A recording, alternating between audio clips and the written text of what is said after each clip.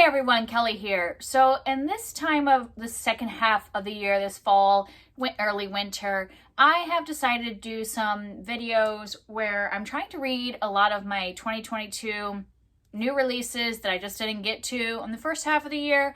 And I decided the way I would do that, because I got a bunch of them out from the library, was that I would do these series of videos where I read books in a similar kind of genre or vein, and I would read a chapter of each, rate it based on that first chapter, then read the books and then re-rate them and see if my first impressions kind of match up with my final impressions. So I already have posted one of these videos. I'll link it down below. And in that one, I read a bunch of mythology and retellings. And this time I'm reading speculative fiction.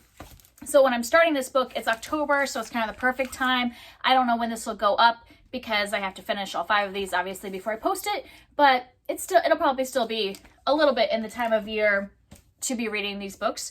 And this time I already have read the first chapter, so I'm ready to go ahead and tell you the order in which I like these. In that first video, I had quite the range of ratings for the first chapters. I had 2-star, 3-star, 4-star, 5-star. So it felt like there was a lot more difference between how I was feeling about the first chapters. But this one, all of these were 3 and 4 stars, the first chapter. And I just thought that was kind of strange. Nothing was anything oh, I really don't think I'm going to like this book at all. In that first one, I had a 2-star and I was like, maybe I shouldn't even be reading this. I don't have one of those. But I also didn't have anything that really stood out of being oh, this could be a new favorite just based off of the writing in the first chapter. Nothing really called out to me that much to be called a 5-star first chapter. So that's really interesting. And I don't know if that's the genre, because like I said, with the other ones, they were mostly fantasy, they were mythology based, and they gave me very different feelings in those first chapters. And maybe because all of these are kind of speculative fiction. I mean, they're not all thrillers. Some are a little more horror or whatever. And yeah, they're just not really coming out strong, I guess, since they're all yeah, I enjoyed the first chapter, but I'm not in love with it. I'm not disliking it. It's very strange. So let's start with the ones that I gave 3 stars for the first chapter. And let me just be clear that for all of these, I didn't necessarily just read one chapter, because I was noticing that a few of these, the first chapters were 12 pages. And then there was a couple, the first chapter was 3 pages. So I just decided to read around 10 to 12 pages. So for all of these, and so some of that was just 1 chapter and some was 2 chapters. Because I was 3 pages is not enough to really tell me much of anything. So I kind of just averaged around 10 to 12 pages for each one. And it was just kind of weird. I had 2 that I gave 3 stars for the first chapter. And the weird thing is that both of these are the authors that I have read the most from in this stack of books. I have 5 books, and these 2 authors are the ones that I thought I was going to like the most, because I have read several of their books and enjoyed several of their books. So that was a weird thing. And maybe it's just that maybe that'll change. The final rating might be higher, but that maybe they just don't have very compelling first chapters, or maybe I'm going to not like these books from some of my favorite authors. Strange. So the first one, the one I liked the least, was The Book of Cold Cases by Simone St. James. And I'm going to give you just a little brief of what it's about. When it comes to speculative fiction, I don't read the entire blurb. I only read the first little bit of the blurb, because I feel they tell a lot. When you're reading thriller blurbs, they tell too much. And so I'm just going to kind of talk about what was happening in that first chapter, a little bit from the blurb, and why I gave it 3 stars for that first one. And this is one of those where I did read 2 chapters, because the first one was literally not even a full 3 pages, because that's only half a page, and that's only half a page. So it was really only 2 pages long. So I read that little first intro, and then what is actually called chapter, oh yeah, that was called chapter 1, which was 2 pages, and then chapter 2, which was a few more pages. So a total of 10 pages.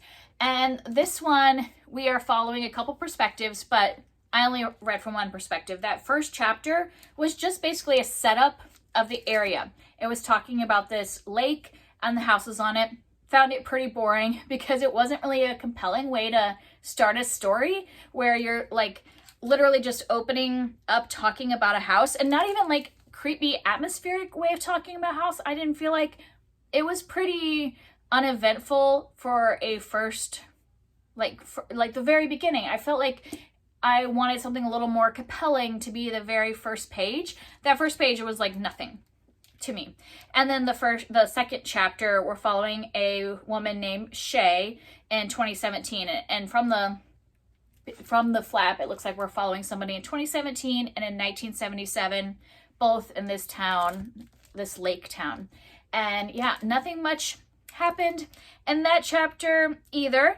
It was one of those things where the description of this woman, we're just kind of following her life a little bit and learning a little bit about her. She just felt so typical of a main character in a thriller where she's talking about how she's lonely and depressed and she doesn't have any friends. And I'm just tired of it in thrillers where we're following this person that part of the reason why so much stuff is happening to them and why, you know, like she has no support system. She has nobody to tell that these weird things are happening to. And I just feel like that is like every single thriller nowadays. And so that's why it just really didn't compel me, because I'm like, yeah, I've seen this woman a million times in a million different thrillers. So I have no interest in following her at all. Like it didn't compel me at all. Like there was enough that I didn't like hate it. Like I like Simone St. James writing. So like it was easy to read. It just wasn't compelling because I just feel like this main character is just gonna be like every other thriller main character. I'm really hoping that she gets more of a personality as we go along, or that I'm gonna like the other perspective, which was not in that first 12 pages. So I don't know how I'm gonna feel about that perspective from 1977. But in those 12 pages I read, this does not compel me to continue this book at all. And the only reason I really want to continue is because I've loved Simone St. James's books in the past. So yeah, that wasn't a great start. That was my lowest rated one. And then the other 3 stars was The Children on the Hill by Jennifer McMahon. And I have rated a lot of her books 5 stars. I've read a lot of her books and really enjoyed all of them. I've never read a book, I think, by her that I've rated less than 4 or 5 stars. So yeah, I was a little disappointed in the first of this. This also, I had 2 chapters because the first chapter was once again literally like 4 pages. And so in this one, the very first chapter is from The Monster. That's like the person in 2019. And then the next chapter is Vi in 1978. So once again, I think we're going to be following 2 different perspectives, 2 different time periods.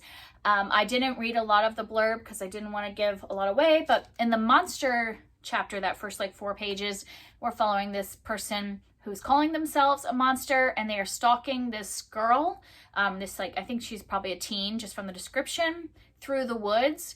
And so seems like maybe something's going to happen to this girl, and then we're following the perspective of the person or monster who is stalking this girl.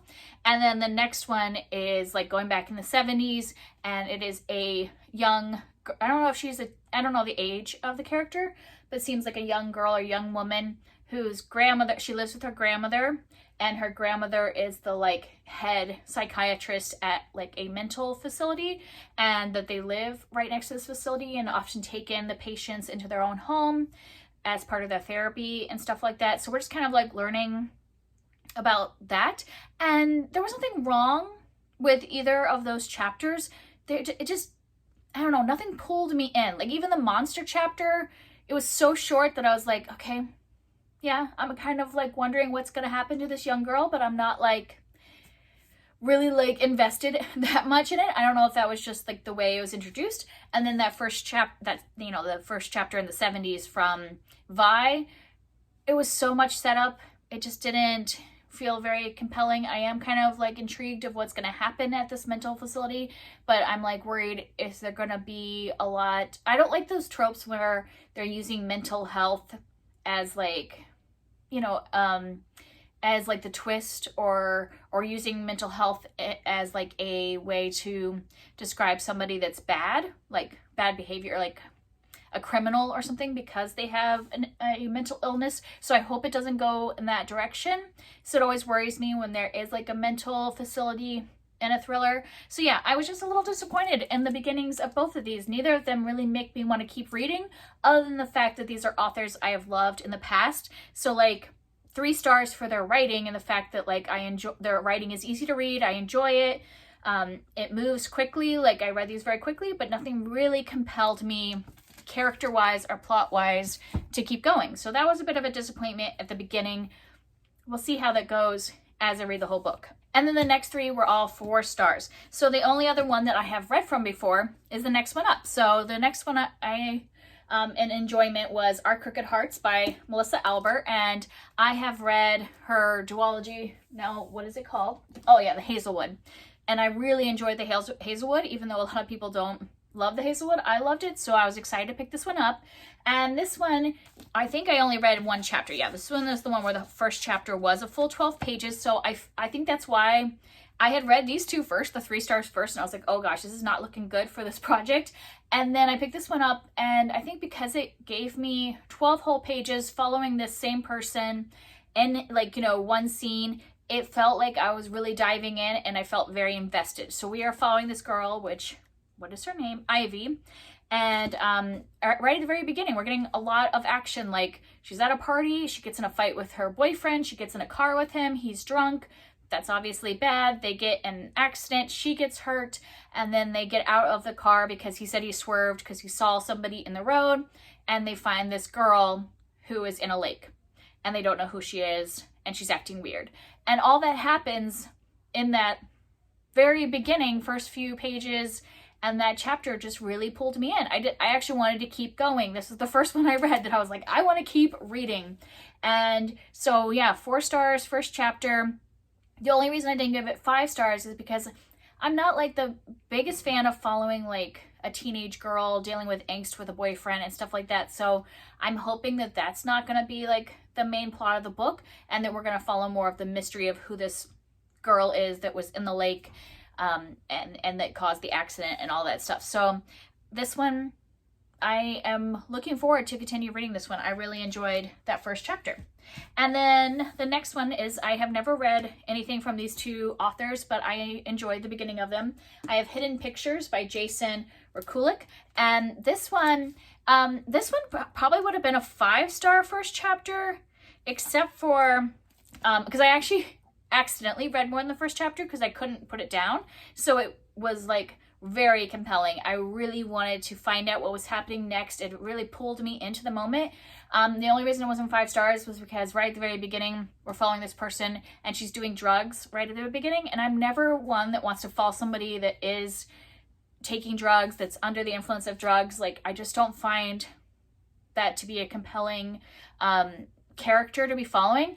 But it kind of is starting off in the past, and then like after a few pages, we flash to current time and she's in recovery. So I'm hoping that means that we will not actually be following her while she is taking drugs, like, because she is like 18 months sober by like page 5. So that's why the first few pages I was like, oh, I don't really want to be following somebody that's a drug addict and doesn't really know if her memories are real or not. But then now we're like, she is sober, and basically we're following this young woman who, like I said, was a drug addict. Now she is sober, and her sponsor from her 12-step program is getting her this job because, you know, as a past addict and with some behavior, you know, like things that have been on her record, she was having trouble finding a nice stable job. And so her sponsor found her a job as a nanny for this little boy. And that's just basically where we're starting at. Like, all I've read so far is kind of an incident that happened while she was still under the influence, her getting sober, and then going to this job interview. And that's what the very beginning is. And like I said, once we were in the job interview and seeing that there's pictures, like, already, like I had heard that there was pictures that this boy draws, and that's kind of the main whole plot, is this boy is drawing these pictures, and they start off innocent, and then he starts drawing creepy pictures, or like things that shouldn't be drawn by a 5-year-old. And right at the beginning, as soon as she does the interview, we start to see some of his pictures, his innocent pictures, and it made me like ready to see, when is it gonna get creepy? And the last one, the one that I liked the most, was The Hacienda by Isabel Canyas. I'll have to look at the audiobook if I said her name correctly. But yeah, this one really pulled me in. I ended up reading 2 chapters. So the first chapter was really short, and that also gave me 2 different perspectives. So the first chapter is from Andres, I believe is his name. Yes, and then the second chapter is from Beatrice. And those are the 2, I don't know if there's other characters we're following, but those were the 2 I was following. And the writing in this was just so lush. Like the very first chapter from Andres, it had a lot of imagery and really set the scene of where we were. And then like that one is like, it takes place during a different timeline. Again, a lot of these kind of books take place in 2 different timelines. And I think that was the current timeline. And then when we follow Beatrice's chapter, it is like a few months earlier. And that one, we are just approaching the Hacienda. So she basically has gotten married to this man, and you know, she's never seen his home before, but this is going to be her home where she's going to be the matron of the Hacienda. And she's so excited because she really wants to have a home that's hers. And it just, you know, it already starts with like creepy descriptions. Oh, I almost want to like find one of the descriptions because it was just beautiful, but like creepy at the same time. So just give me a moment to find it. Okay, I found the couple lines that I really liked. This is her like approaching the house for the first time and seeing kind of the grounds around it. In case you don't know, Birds of Paradise is a flower. And so this is the couple pages that are a couple sentences that really like made it visually kind of both beautiful but also creepy atmosphere at the same time. So she's saying she sees rotting birds of paradise crowded in scattered beds, their heads submissively bowed before us as our boots crunched up the gravel path. The air felt heavier inside San Isidro's walls, thicker, as if I had stepped into a strange, soundless dream where the stucco swallowed even the songs of the birds. And like, that just like automatically gave me this picture of kind of what the lawn looked like, but then also just kind of the atmosphere that we are going to get in this book. It definitely was my favorite of the 5. So those are my first impressions of the 5 books. I'm going to read them. I'll read them from the bottom. This is what I did last time, was I read the lowest rated ones first and just was trying to see if they keep getting better or whatever, like same way of the first chapter, if it continues to get better as it goes. And I will let you know when I've read a couple. I have 5 here, so I'll read the 2 3-star books and let you know what my final thoughts on those are. All right, I have read the first 2. Reminder, I gave both of these 3 stars for the initial chapters. Both of these were 2 short chapters to begin with. So the one I rated the lowest was The Book of Cold Cases, and I'm just going to give like brief, you know, synopsis on these because you don't want a lot of synopsis with this type of book where it's like mystery, thriller. Some of these are paranormal or, you know, speculative fiction, whatever you want to call them. So I'll just give brief synopsis on all of these to get us like started, and then my kind of final thoughts. So this follows 2 different timelines. We have a present timeline where we're following a woman named Shay, who is a blogger for like all things murderful. She like is really obsessed with cold murder cases, and like trying to like come up with new clues and solve them and all that kind of stuff, and just kind of writes about them on her blog. And that's not like her full job. That's just like the thing she does for fun, you know, is talk about murder online. And then in the past timeline, the 1970s, we are following a woman named Beth, who is accused of murdering these 2 men. And there's like a third murder that's also like related. And so like she is accused of these murders. And so the way these, you know, connect is that in present time, Shay runs into Beth because they're in the same town, and she just wants to interview her for her blog about that murder case back in the 1970s that Beth was accused of. So yeah, that's kind of like where we're at. And I didn't really feel interest in the beginning. That's why this was rated the lowest. This did thankfully pick up for me. I ended up really getting invested in both timelines and what was happening, and Also the characters I ended up really liking. So I didn't like Shay at first, but she did have a character growth, which is unusual for these type of characters. These, the ones I was describing in other thrillers. Sorry, my cat is knocking the camera if it moves. So yeah, I really liked that, how as it went, she started to kind of like build up some of her relationships in her life. And I liked that. So it was like she actually had character growth, which I don't feel like thrillers have a lot of character growth usually, because we're so focused on like the mystery. There's not really like focus on the growth of the character. So I really appreciated that in this one, because that it was not where I thought it was going. I thought I was just going to dislike this character the whole time. But I liked her growth throughout the book and kind of her path. And I enjoyed hearing kind of like what was happening in the 70s and following this like cold case and stuff like that. So I ended up enjoying this one and gave it 4 stars. I didn't think it was perfect. There were like some things that I'm like, you know, maybe wasn't like my favorite in terms of like a mystery, creepy, paranormal type mystery. But I enjoyed myself. I read it in one day, so it kept me invested and compelled once I got like a few chapters in. I kind of had to like push myself through the first few chapters, but once I got like invested in the cold case, I was in it. 4 stars, so that one did approve for me.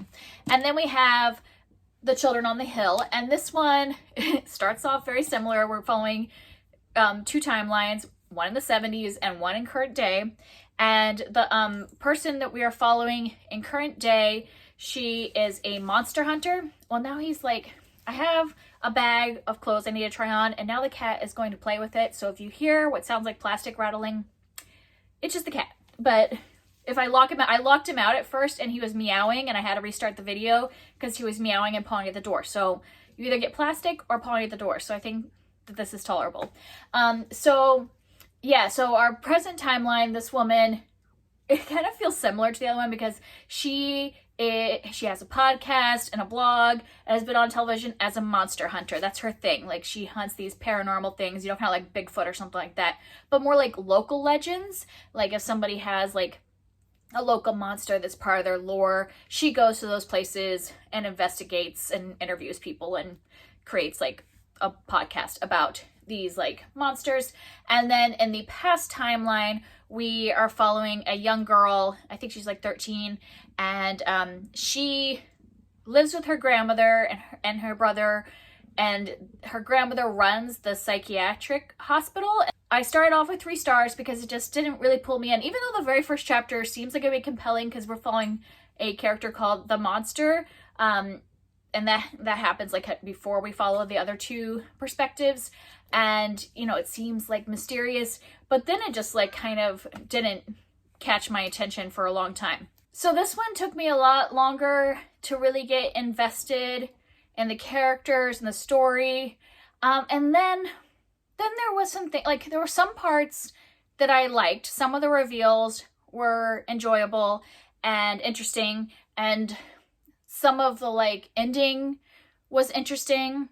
I'm being very vague since this is a mystery, which, okay, that's one thing that I didn't love about it. So I've read a lot of Jennifer McMahon, and I come to expect that I'm going to get some really creepy atmosphere from her books, and I'm just going to really enjoy the atmosphere. And this one wasn't like this one was very much a straightforward mystery thriller. It didn't have her normal creepy atmosphere, and even though it was like about monsters, it didn't have that creepy feeling, that an unsettling feeling that a lot of her books do. So that was a disappointment, which I know that's comparing, but like when you read a lot of one author and they always kind of do a similar vibe, this feels out of her vibe. So that was a bit of a disappointment. I kept like waiting for more atmosphere, and it was just like a straightforward mystery thriller. So that was a disappointment. And then I have to be very vague at this next part. So there's a topic that comes up in this that I won't mention what it is because like it's halfway through the book or more. I mean, I don't know where it is in the book, but it's definitely not at the beginning, that we find out kind of like a theme or something, like a topic that is being addressed. And this topic has in its like history and like integral to this topic is a lot of isms, like racism, ableism, like all kinds of isms wrap around this topic, are involved in this topic. And I didn't like how the author is tackling this topic, but is completely ignoring a lot of the people of color or indigenous people or Black people or what, any of those groups in this discussion. And that just didn't sit well with me. I didn't really like the way that was handled. There was also a scene that really bothered me. This will be a spoiler because it is later in the book. It doesn't have any relevance. See, this is part of why it bothered me, was the scene did not really have any relevancy in the rest of the book. It never gets brought up again. It's not like discussed. It's just like could be completely taken out. So I will put a spoiler warning, but I will be very vague about it. But I mean, it just like really bugged me. So I just want to mention it. This is another reason why I didn't give it more stars. So I'll put a little spoiler on it if you don't want to know anything, but I'll be vague. Basically, there are, children that are in the same house and living together and calling each other siblings. And two of them have a very passionate kissing scene that comes out of nowhere. And I was just like, and then is like never discussed again.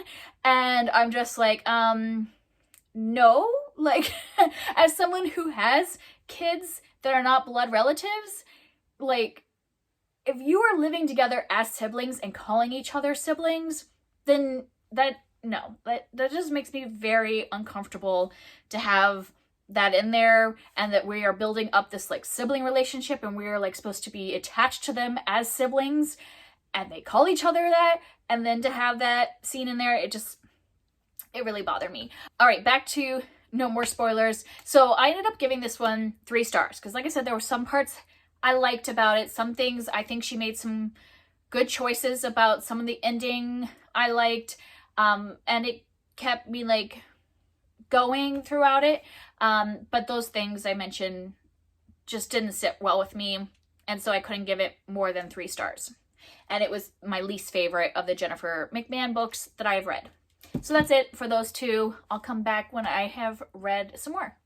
All right, time for an update. So we have Hidden Pictures and Our Crooked Hearts. I had given both of these 4 stars for their beginnings, and both of these were the ones that like really pulled me in at the beginning, where, like the first 2 I was saying, the reason I gave them 3 stars for their beginnings was they just didn't compel me. If they were authors that I had never read before, I might not have really like wanted to keep going. And kind of the only reason that I was like still excited to keep going was those were both familiar authors. But where these, I almost couldn't stop. Like, especially, actually, this one I didn't stop. I had read, like, I had a certain amount of pages that I said I was going to read, and then I just kept reading, and then I was like, oh gosh, I've like read way past where I said I was going to read. So yeah, both of these were compelling starts. So let's see the end result. So Hidden Pictures was the one I read next, and this is kind of like a spooky thriller type of thing. And it is following this young woman who, what's her name again? Mallory, who is a recovering addict. I think I told you how, at the very beginning, that's what we're like pulled right in the very beginning when she was using. And then, she gets sober, looking for a job, gets hired as a nanny for this 5-year-old boy who loves to draw. There are illustrations in here. I'll just show the very beginning ones, that where like normal little kid drawings, but then like one day he draws something that is kind of creepy and unsettling, and things go from there of what is going on. Why is this boy suddenly drawing these pictures? Is he seeing something? Is, something going on? Yeah, whatever. So that's the synopsis. This had me really fully invested for a long time. I couldn't put it down. I was like so into it. Like it had creepy atmosphere. I liked the inclusion of the pictures. Like that actually even freaked me out more than the story, because the story itself, it was like spooky a little bit, but like not too much for me. But like anytime you get into some like graphic things, I just cannot do like graphic horror. And it wasn't like overly graphic or anything like that. I'm saying it's just kind of weird when it's in a kids kind of style. When it starts to get creepy, I'm like, no, creepy kids is kind of hard for me. but I was like really pulled in because of the whole like visual aspect and like what's going on with this boy, like what's the history, is there like a ghost that's trying to like do this and all this stuff. So like you're trying to figure out what is going on. And so I was compelled for like the majority of this. I was really enjoying it. And then we get to like the big reveal, and yeah, I didn't like it. Yeah, it's hard to talk about because obviously I can't tell you what the big reveal is or anything, because that would be a major spoiler since like it's the main solution to the mystery. But it's something that I feel like people can write what they want to write. People can read what they want to read. But for me, it didn't seem like it fit into a 2022 story. Like I didn't think that this kind of reveal was something that people were still using as reveals. Like, just doesn't seem appropriate anymore. I mean, obviously probably is never appropriate, but like, we just know better. And it just, I don't know. I didn't like what that reveal was. So that was a big letdown. But I kind of felt like I enjoyed so much of this that I still gave it 3 stars. But I just was really let down by the ending. And it wasn't even just the reveal. Like I said, I didn't like the reveal. But then it was like, as soon as we got the reveal, everything went downhill. Because then there's also like villain monologues and just like stuff that I'm like, really? Are we still doing these things? Like, can you, like it just felt very amateurish. Like, there's better ways to end stories. It just was like, okay, now we're making the main character's making really stupid decisions. And you're like, come on. Like, so it really let me down. It's like he had a really good concept, but I just felt like the ending did not live up to it. All right. And then we have Our Crooked Hearts. And this one is about, it follows 2 perspectives. We're following in the current timeline a girl, a high schooler named Ivy, I think. Yeah, it's Ivy, right? Yeah, and so like I had said in that first thing, you know, she's just broken up with her boyfriend. They run into this girl in the woods. After that, weird things start to happen at her house, and like she's like, something is going on with my mom. Yeah, and her aunt. There's just like strange things going on. Then the other perspective is her mom, Dana, back when she was a teenager, and her friend, who is like the one that they call the aunt, but they're not sisters, they're just friends. So it's her and her best friend and what they're getting up to when they're teenagers and how those are linking to the weird things that are happening in the current timeline. I'm being a little vague because I don't feel like the synopsis really tells you what is going on. Oh, I guess it says that they have a little like fling with the supernatural is what they call it in the right up in the front of like, that's what Dana, the mom, is doing when she's a teenager, kind of like, you know, figuring out what's going on, like learning about the supernatural world and all that. This is a kind of witchy book, and I just did not get on with this. So the very first chapter I felt was very compelling. I think like just that it sounded interesting. It's like there was a lot going on in that first chapter. It was very action-packed. But then as soon as we moved past that first chapter, it was like I just did not like anything. Like there was just a lot of teenage angst. This is a young adult novel. So the whole time that I'm like reading this and like not enjoying it at all, I'm thinking this is not a bad book. Like I wouldn't say that this is a bad book and that people shouldn't read it. It just wasn't a book for me. I think for like teens that like the whole like witchy type thing. So like, you know, we had the Craft movie when we were younger, that this would be like the book version for current teens. So like, I think a teen audience, nothing wrong with it. I was just not into it. Like there's teen angst stuff going on both sides, because since we're learning about the mom back when she's a teenager, everybody's like a teenager, and just a lot of the teenage stuff going on that I just did not care about. And I didn't like the writing, which was sad because I liked her writing in the Hazelwood, but I think it's a totally different kind of story. And I don't remember this from the Hazelwood, but there was so much like of the F word in this, and it was a little too much for me. Like I could take some swearing and stuff in books, but this just seemed excessive for my taste. Just wasn't something I really want to hear that much.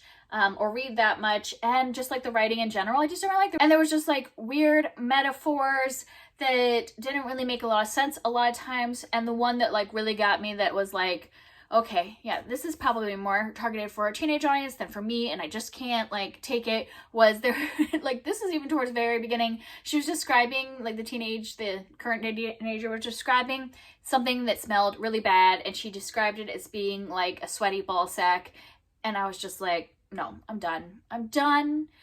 But I was trying to push through because I was like, I have to for this experiment. Like, it doesn't make much sense when I'm reading the first chapter and comparing it to my rating at the end. But I just couldn't do it, people. I was pushing and pushing. I would like just read little sections at a time and be like, I'm okay, I'll just read for a little bit, read something I actually enjoy, come back to it. I really, really tried.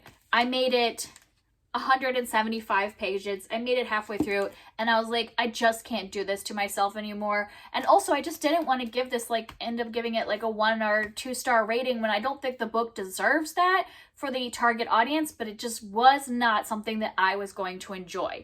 I was not enjoying, after that first chapter, I was not enjoying a single moment of it. Like, nothing. I can't even tell you anything beyond that first, like, 12 pages that I liked. Yeah, this didn't quite work out because you know, as we're going, things are getting worse instead of better.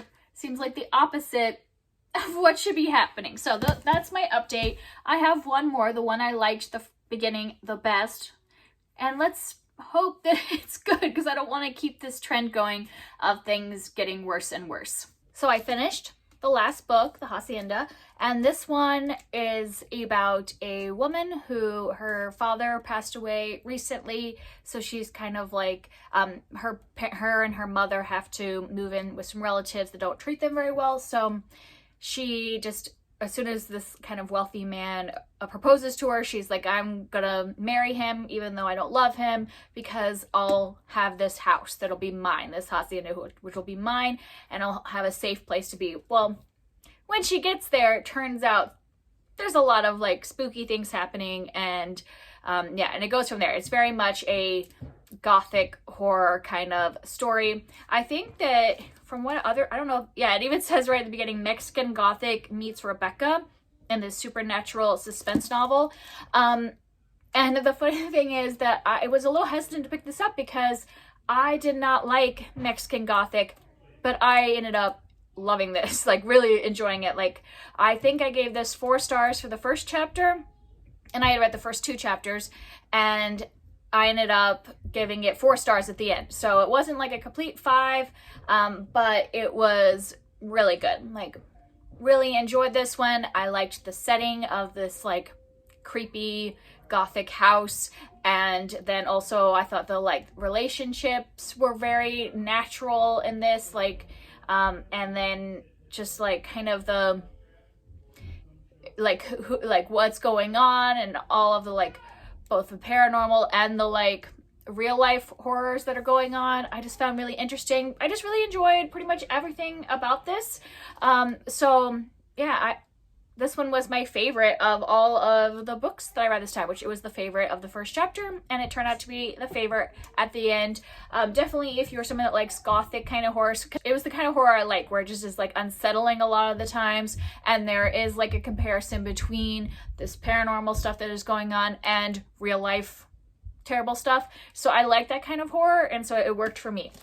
So let's go back through. So this is the ranking that I originally had with the first chapter, where I had Book of Cold Cases at the bottom, then The Children of the Hill, Crooked Hearts, Hidden Pictures, and then The Hacienda. And this changed actually quite a bit. Like the first time I did this video, I, for the most part, had the books that, the first chapter, first like impressions were basically where I was at the end. I think only like one thing moved places. That first one I did, when I did like the mythology retellings and all that. Well, on this one, I think because of the genre of like thriller or speculative suspense kind of books, I think they can go off the rails pretty quickly depending on what you enjoy in those kind of books. And for me, some of these started off really intriguing, and then it just like went off the rails for me personally, like in my taste. And then other ones started off kind of slow and then ended up being what I liked. So we actually have to switch quite a few of these. So the Hacienda was still my favorite, but then the one that I had rated, it's first chapter the least. Turned out to be my second favorite, and that was The Book of Cold Cases. And then I think probably The Children on the Hill, I gave this one 3 stars. At the end, it was fine. There were some things I didn't like about it, but it was fine. I would put that in the middle. And then originally I'd given Hidden Pictures 3 stars, but now that I'm a few days away from it, like a week away from finishing it, I just keep thinking about how the ending just completely fell apart for me. And since I'm a little farther away from the beginning part of it, that sticks in my head more. So I think I would actually move that down to a 2 stars because it really like leaves a bad taste in my mouth now thinking about that book now. I don't think of it in good ways. And then I DNF'd Our Crooked Hearts. So a lot of things actually moved in this one. So that's kind of interesting. If I'm using these videos as an experiment of like, do my first impressions turn out to be accurate?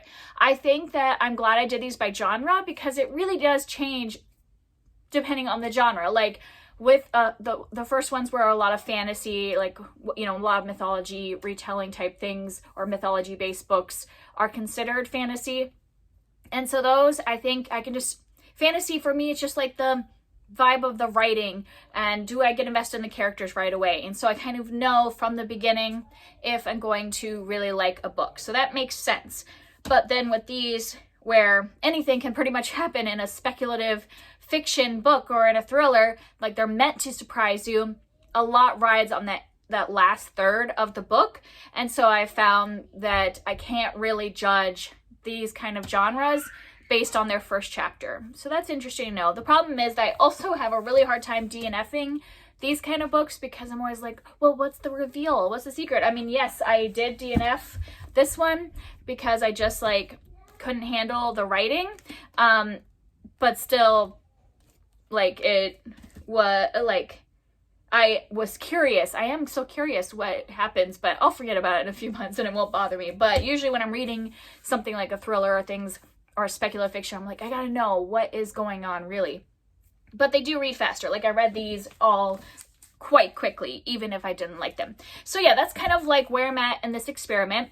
I have already started my 3rd version of this and it'll be romance. And that one I'm thinking will be similar to the fantasy where I will be able to tell more by my first reaction because it is more about character and just like writing style as opposed to like what's the big reveal. So I'll be interested to see if that continues to hold similar to what I found from the first video. This is a fun experiment for me. Hopefully you guys enjoy this like series of videos. I don't know if my romance one will be the last one since we're approaching the end of the year. Maybe I'll try this again in 2023 with new releases from that year. Let me know if you're enjoying this kind of format of like looking at first impressions versus the end impression. Let me know what you're thinking about that because I definitely am experimenting with that this year. But if you like this style of video, I might do it again in 2023. It does encourage me to read the new releases that I say I want to read and then I let sit from like I get them from the library and let them sit there for like months. So it does help me like push to read these things. All right, so that's it for me this time. I will see you next time. Bye.